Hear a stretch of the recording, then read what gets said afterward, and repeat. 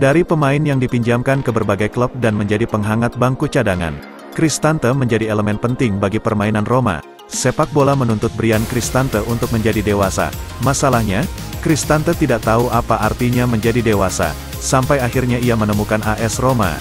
Di tempat inilah ia menanggalkan segala kekanak-kanakan yang masih melekat. Sepak bola dalam dunia Cristante dimulai dari AC Milan. Ia mengecap pengalaman berlaga bersama klub dengan historis megah di sana.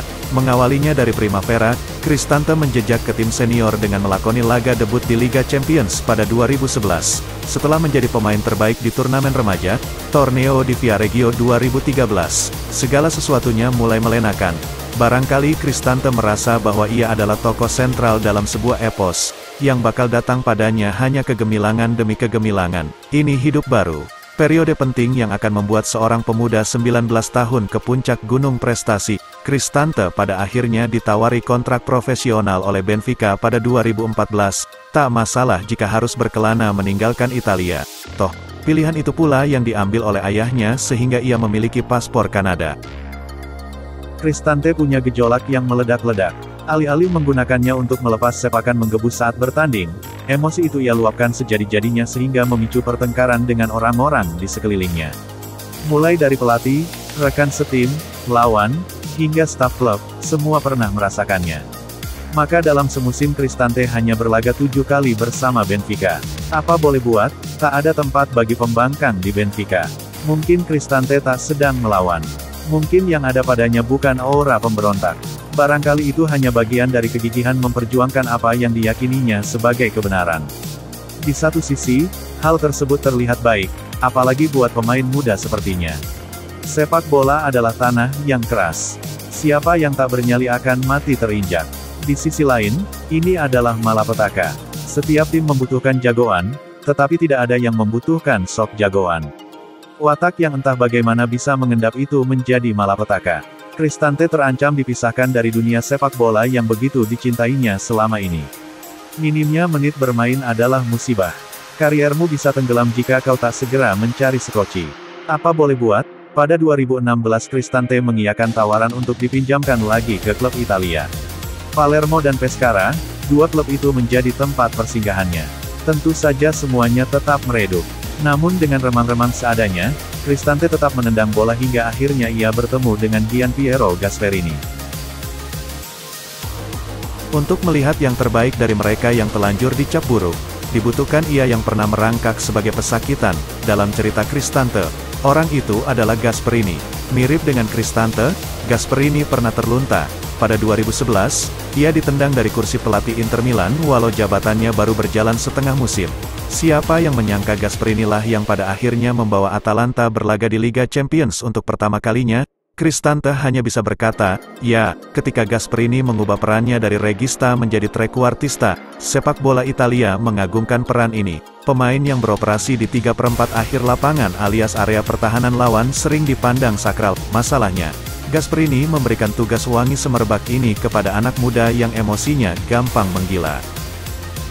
Pertaruhan Gasperini tak berujung buntung. Cristante berhasil dibentuk menjadi senjata mematikan Atalanta. Emosinya yang meluap-luap itu pun mereda. Kalaupun ada yang membuatnya naik pitam, Cristante akan meluapkannya dengan tampil menghentak di pertandingan.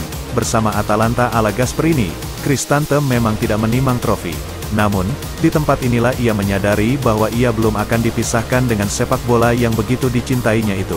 Segala hari buruk yang melekatkannya dengan bangku cadangan, cerita-cerita memuakkan yang membuatnya mengutuki sepak bola di masa lampau menjadi kepergian mutlak, hanya karena mengemban peran ofensif. Bukan berarti Cristante klemar-klemar dalam menekan lawan. Kemampuannya ini pula yang membuat tim perekrutan Roma yang dipimpin oleh Monchi gencar mengincar tanda tangannya. Eusebio Di Francesco membutuhkan pemain yang tahu membuat lawan kerepotan dengan pressing. Di mata Di Francesco, Cristante adalah tokoh utama dalam mengimplementasikan skema counter-pressing yang kuat dan tangguh. Dalam tulisannya untuk laman resmi AS Roma, Samuel Bannister menggambarkan bahwa Cristante adalah gabungan dari kejelasan visi, permainan presisi, dan kreativitas. Ketika menguasai bola, ia tahu persis bagaimana menggunakan tubuhnya untuk melindungi kepemilikan bola. Penggunaan tubuh ini sangat penting karena saat memutar tubuh itulah ia dapat menemukan ruang yang tepat, entah itu untuk melepas umpan atau melesakkan tembakan. Bagi lawan-lawannya, Cristante adalah pengacau ulung. Untuk memahaminya, kita bisa mengingat seperti apa permainannya saat Italia berlaga melawan Inggris di final Piala Eropa 2020. Ketika itu, Cristante masuk di seperempat babak kedua menggantikan Nicolo Barella. Roberto Mancini menugaskan Cristante untuk mengisi ruang di kiri pertahanan Inggris. Karena juga memiliki Berardi, Italia jadi tak kalah-kalah amat dalam jumlah, bisa menghadirkan situasi 4 vs 5, bahkan sekali waktu 5 vs 5. Selain itu, penempatan Cristante dapat mengeksploitasi ruang antara lini tengah dan belakang Inggris. Jangan lupa bahwa Azzurri diperkuat oleh Lorenzo Insigne yang gesit. Situasi yang muncul saat itu membuat Inggris kebingungan tentang siapa yang akan ditekan, Insigne atau Cristante. Dengan permainan seperti itulah Cristante merengkuh gelar Piala Eropa bersama Italia. Barangkali apa-apa yang dilakukannya bersama Italia dan Roma kalah seksi dibandingkan kawan-kawan. Bersama Mourinho, Cristante kembali menjadi elemen penting. Sang bos Portugal menawarkan tugas baru kepada Cristante. Lagi-lagi bukan pekerjaan yang membuatnya tampak gemerlap. Ketika timnya menyerang, Cristante akan mengambil posisi lebih dalam. Ia seperti menarik diri dari gegap gempita serangan yang membuat entah berapa banyak pemain ingin terlibat. Bersama sang fullback kanan, Rick Karsdorp, Cristante bersiap untuk membuat counter pressing maupun menangkal serangan balik lawan. Tandemnya di lini tengah, Jordan Veretout, maju untuk membantu serangan. Keputusan Mourinho ini masuk akal karena Veretout tidak memiliki atribut defensif sebaik Cristante.